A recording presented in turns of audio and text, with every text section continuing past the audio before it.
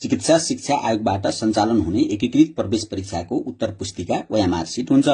उत्तर पुस्तिका परीक्षण मेसिनबाट हुन्छ। यो ओएमआर सिटको नमुना हो। यसै नमुनालाई आधार मानी ओएमआर सिट प्रयोग गर्ने तरिका यहाँ सिकाइएको छ। ओएमआर सिटको माथिल्लो भागमा रहेको first name, middle name, last name भनेको ठाउँमा एउटा कोठामा एउटा मात्र अक्षर पर्ने गरी इंग्लिश ब्लक लेटरमा आफ्नो नाम लेख्नु पर्छ। त्यसपछि प्रोग्राम लेखेको ठाउँमा आफूले जुन शैक्षिक कार्यक्रमको परीक्षा दिन लागेको हो त्यही प्रोग्रामको नाम लेख्नु पर्छ र एक्जाम डेट भनेको ठाउँको मुनिपट्टि रहेको कोठामा परीक्षा दिन लागेको दिनको मिति लेख्नु पर्दछ। सिग्नेचर अफ स्टुडेन्ट भनेको कोठामा आफूले आवेदन फारम भर्दा जुन सिग्नेचर गरेको छ त्यही सिग्नेचर गर्नु पर्दछ।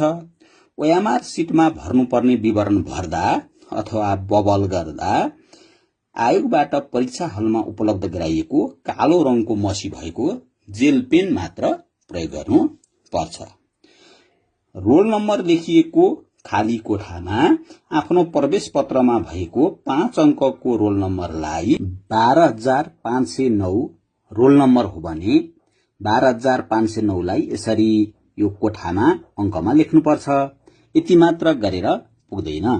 त्यसभन्दा पछाडि यो 0 देखि 9 सम्म क्रमशः अंकहरू लेखी त्यसलाई गोलो घेरा गरिएका 5 वटा कोलमहरू यहाँ दिएको हुन्छ।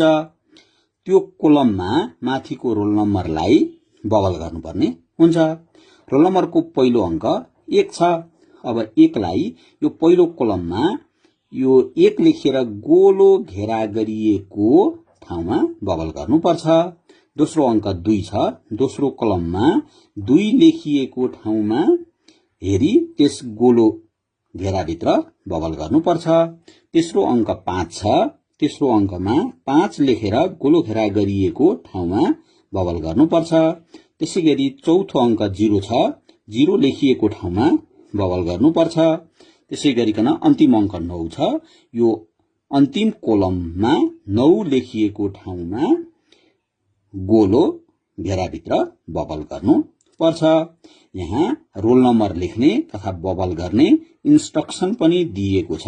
यसलाई राम्ररी अध्ययन गरी यो करेक्ट फिल्डमा दिए जसरी नै बबल गर्नु पर्दछ। यसपछि उत्तर लेख्ने खण्ड सुरु हुन्छ। उत्तर लेख्न सुरु गर्नु अघि आफूले प्राप्त गरेको प्रश्नको सेट कुन हो यकिन गर्नु पर्दछ। प्रश्नपत्रको सेट प्रश्नपत्रको माथिल्लो खण्डमा दिइएको हुन्छ। प्रश्नपत्रको सेट यहाँ ए परेको छ। अब यसलाई ओएमआर सिटको माथिल्लो खण्डमा दिइएको क्वेशन सेट छेउको कोठामा लेख्नु पर्छ। यहाँ ए सेट भएकोले यहाँनेर ए लेखियो। यति मात्र गरेर पुग्दैन। अब यही क्वेशन सेटको रोमा रहेको ठाउँमा जुन सेट परेको हो त्यो सेट परेको अक्षर लेखिएको ठाउँमा बबल गर्नुपर्छ। यहाँ ए सेट लेखिएकोले ए लेखिएको ठाउँमा बबल गरियो। यदि बी सेट परेको थियो भने यो कोठामा बी लेखी यो बी भनेको कोठामा बबल गर्नु पर्दछ। यहाँ यो क्वेशन सेट र रोल नम्बर भएको ठाउँमा बबल गर्न भुल्नु हुँदैन। किनकि रोल नम्बर र प्रश्नको सेट सही रूपमा बबल गरिएन भने त्यो ओएमआर सिटलाई मेसिनले रिड नगर्ने भएकोले परीक्षण हुँदैन र परीक्षा फल चाहिँ रद्द हुन्छ। त्यसैले यस कुरामा परीक्षार्थीले विशेष ख्याल गर्नु पर्दछ।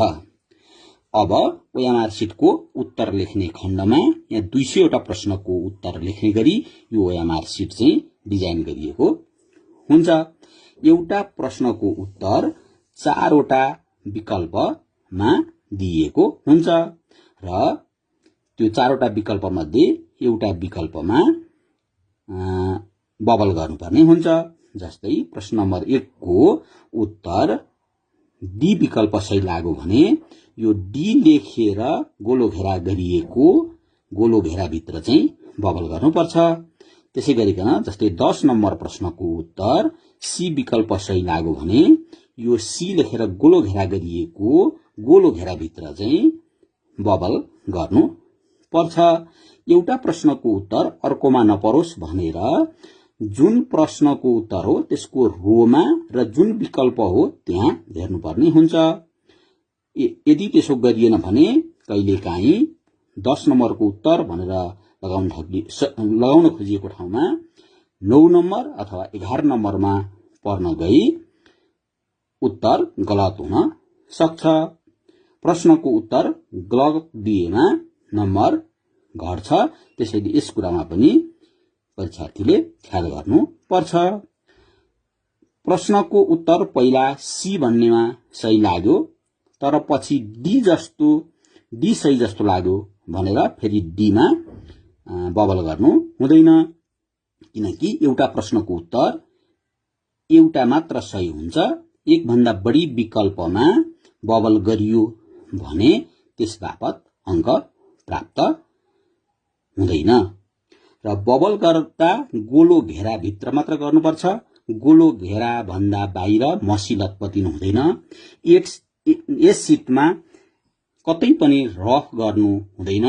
तोकिएको स्थान भन्दा बाहेक बबल गर्ने तथा लेख्ने अथवा कोर्ने केही पनि गर्नु हुँदैन। ओएमआर सिटलाई केरमेट गर्ने, भाँच्ने, च्यात्ने गर्नु हुँदैन। लेख्न सुरु गर्नु अघि आफूले प्राप्त गरेको ओएमआर सिट चेक गरी कुनै कमजोरी भेटिएमा परीक्षामा खटिएका कर्मचारीलाई खबर गरी तुरुन्तै साट्नु पर्दछ, किनकि उत्तर लेख्न सुरु गरेपछि ओएमआर सिट साट्न पाइँदैन।